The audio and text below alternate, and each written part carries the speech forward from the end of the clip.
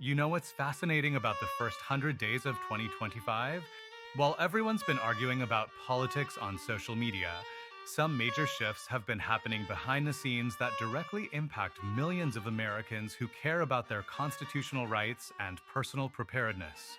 And if you're someone who values the Second Amendment or considers yourself a prepper or survivalist, what I'm about to share with you might completely change how you think about the current political landscape. Now, before we dive in, I need to be completely honest with you. I spent weeks researching actual policy changes, not just campaign promises or social media buzz. What I found was both surprising and, frankly, more nuanced than most people realize. But here's what really caught my attention. These changes aren't just affecting gun owners. They're creating ripple effects throughout the entire preparedness community. So stick with me because by the end of this video, you're going to have a clearer picture of what's actually happening versus what the headlines are telling you. Let's start with something that caught my attention immediately. Within the first month of this administration, there was indeed an executive order signed regarding Second Amendment rights. But here's where it gets interesting and probably not in the way you might expect.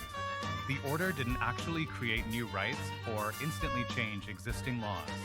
Instead, it directed the Attorney General to review existing regulations within 30 days. Now you might be thinking, that sounds pretty bureaucratic and boring, right? But here's what most people in the preparedness community don't understand about how policy actually works. These review orders are often the first step in a much larger process that can fundamentally change how prepared citizens can legally protect themselves and their families. It's like when you're planning to bug out, you don't just grab your bag and run. You assess your situation first. The specific focus was on what the administration called Biden-era firearms restrictions. And this is where things get really interesting from a preparedness perspective. When administrations change, there's often this back and forth on regulatory interpretations that can directly impact how preppers and survivalists can legally acquire and store defensive tools. It's not just about making new laws. It's about how existing laws get interpreted and enforced in ways that affect your ability to be self-reliant. Here's something that surprised me in my research. The order also addressed what's known as zero-tolerance enforcement on gun dealers. Now, if you're not familiar with this, it sounds more dramatic than it actually is.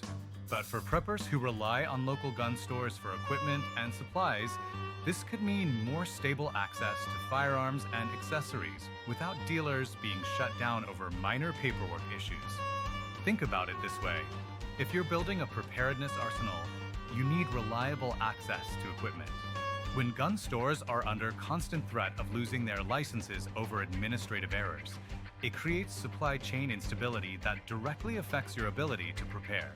This policy shift could mean more consistent access to the tools you need for self-defense and hunting. But here's where I want to pause and address something you're probably wondering. Does this mean immediate changes for preppers and survivalists? The honest answer is that most of these policy shifts take months or even years to fully implement. Legal challenges, regulatory processes, and bureaucratic procedures all play a role in how quickly changes actually affect your preparedness plans. Now, let's talk about something that got a lot less media attention, but might be more immediately relevant to the preparedness community. There's been movement on pistol brace classifications. If you're into tactical preparedness, you probably know that pistol braces have been a contentious issue for years.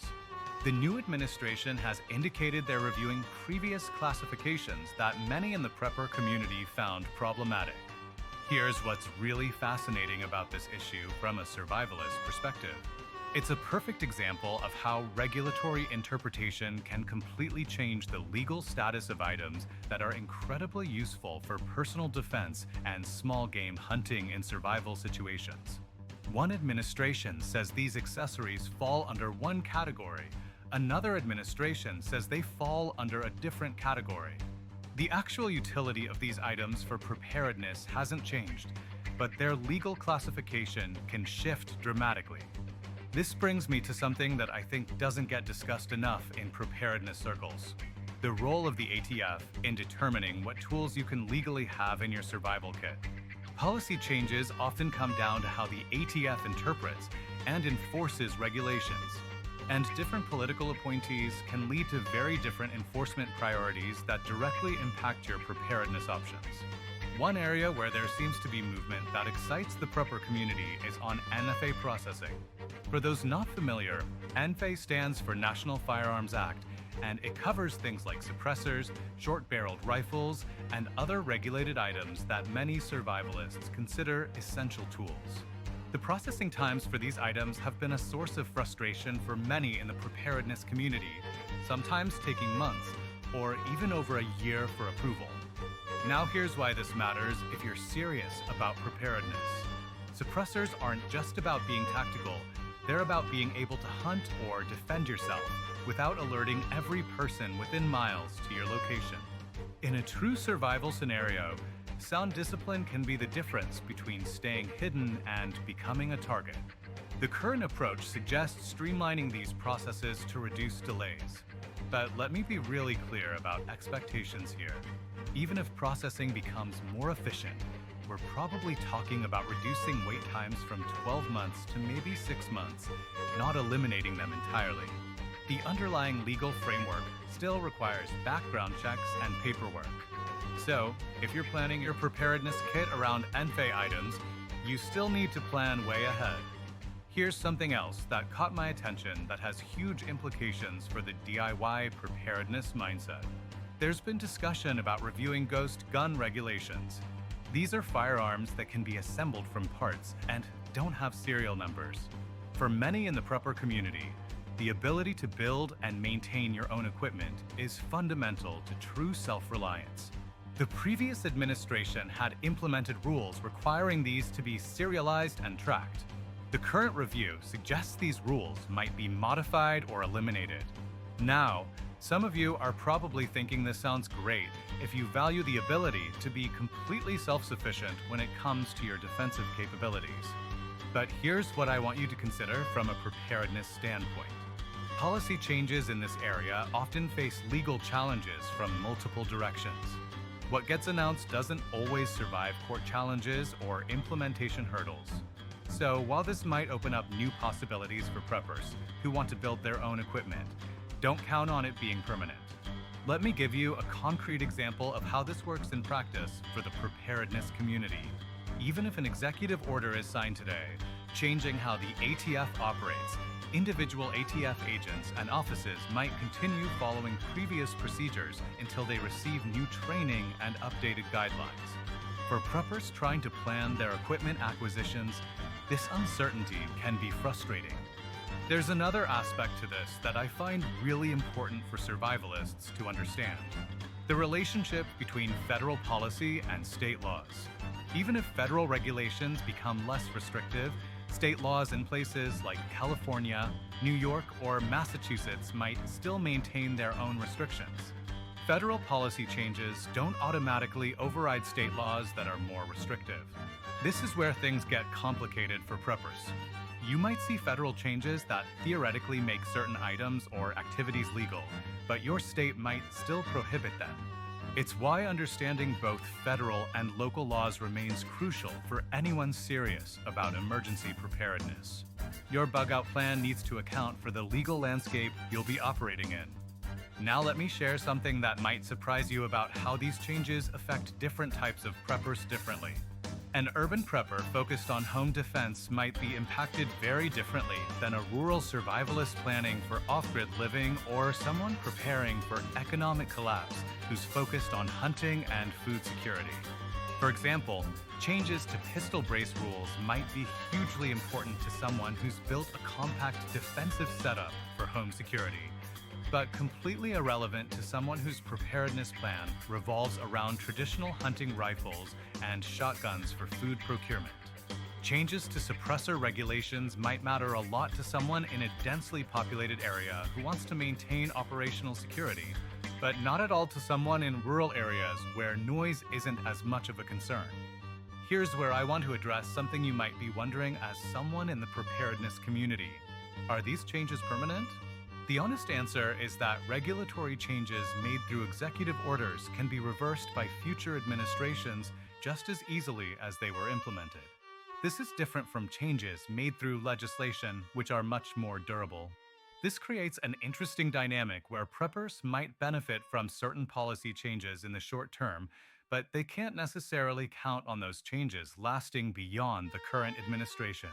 It's why many in the survivalist community prefer to focus on skills and knowledge that can't be regulated away, rather than relying too heavily on specific equipment or legal interpretations. Now, let me share something that goes beyond just firearms policy that's really important for the preparedness community to understand. Some of the broader policy changes happening right now are creating shifts in how Americans think about self-reliance and personal responsibility that align closely with prepper philosophy. For instance, there have been changes to how FEMA operates that shift more disaster preparedness responsibility to states and local communities. For someone in the preparedness community, this validates what you've probably believed all along, that you can't rely on federal agencies to take care of you in an emergency. The administration has implemented what they call a risk-informed approach to infrastructure protection and created something called a National Risk Register. While this sounds bureaucratic, it actually represents a shift toward the kind of realistic threat assessment that serious preppers have been doing for years. Here's something else that's worth considering from a preparedness mindset. Changes in energy policy that focus on domestic production and energy independence align closely with the self-reliance philosophy that drives most preppers. When the country is less dependent on foreign energy sources, it creates more stability for everyone, including those trying to prepare for various scenarios.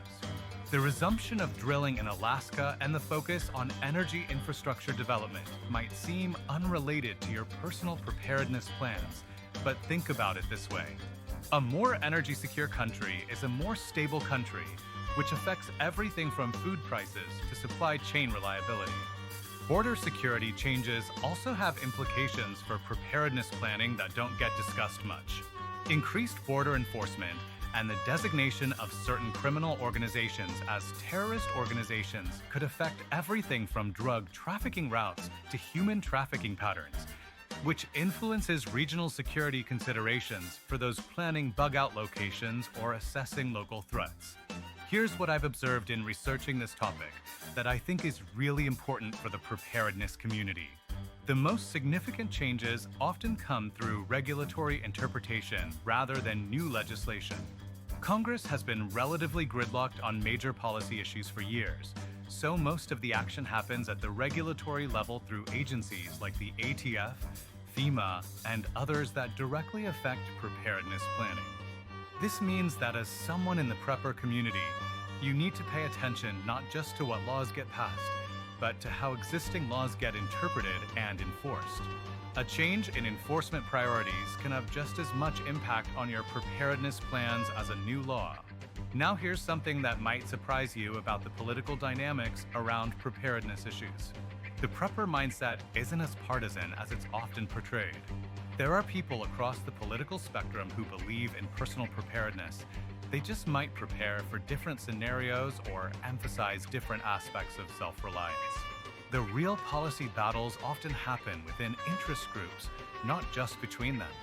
For instance, some gun rights advocates focus primarily on sporting uses, while others focus on self-defense, and still others focus on resistance to tyranny. These different perspectives can lead to different policy priorities, even within the same general community. Here's what I want you to consider as someone interested in preparedness. How these policy changes affect your specific preparedness strategy depends heavily on what scenarios you're preparing for and where you live. Someone preparing for economic collapse in a rural area might be affected very differently by these changes than someone preparing for natural disasters in an urban environment. For example, if your preparedness plan relies heavily on hunting for food security, changes to suppressor regulations and game management policies might be more important to you than changes affecting tactical equipment. If your focus is on home defense during social unrest, different policy changes might be more relevant to your situation. What does this all mean for preppers and survivalists today? First, it's important to stay informed about both federal and state laws that affect your preparedness plans. Second, don't assume that policy announcements translate immediately into practical changes you can rely on. Third, consider that the political and legal landscape around preparedness continues to be dynamic and unpredictable. The most important takeaway for anyone serious about preparedness is this: focus on building skills and knowledge that can't be regulated away. Learn to hunt, fish, garden, and preserve food. Develop medical skills, mechanical skills, and leadership abilities. Build relationships in your community. These things matter more than any specific piece of equipment or legal interpretation. If you found this breakdown helpful, I want to challenge you to do something. Take one aspect of current policy that affects your preparedness plans and spend 15 minutes researching how it might change in your specific area. Not just federal law, but state and even local ordinances that might apply to your situation. And here's my question for you. What current policy change do you think has the biggest impact on the preparedness community? Are these shifts making it easier or harder to be prepared for emergencies? Drop your thoughts in the comments because I'm genuinely curious about your perspectives, and your insights help me understand what topics to cover in future videos. If you want to stay updated on policy changes that actually matter to preppers and survivalists, rather than just political theater, make sure to subscribe and hit that notification bell. I promise to keep cutting through the noise and focusing on what these changes actually mean in practical terms for people who take personal preparedness seriously.